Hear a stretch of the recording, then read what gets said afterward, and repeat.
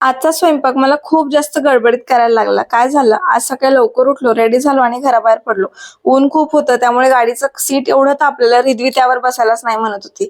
इडली वडा हा आमच्या दोघींचा तरी फेवरेट मेनू, त्यामुळे आजचा ब्रेकफास्ट आम्ही बाहेरच केला. आज होती हनुमान जयंती, त्यामुळे मंदिरात जायचं होतं. तिकडेही फार गर्दी होती, पण तरी छान दर्शन झाले. त्यानंतर आम्हाला रिधवीच्या ओरिएंटेशनला जायचं होतं, त्यासाठीच आम्ही घराबाहेर पडलेलो.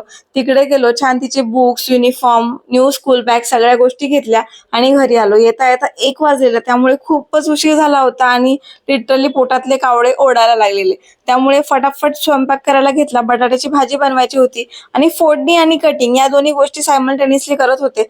मी सुगरण जरी नसले ना तरी आम्हाला सगळ्यांना आवडेल असा स्वयंपाक मला करता येतो आणि स्पेशली गडबडीत केलेला स्वयंपाक तर खूपच छान होतो, असा मला खूप जास्त एक्सपिरियन्स आलाय.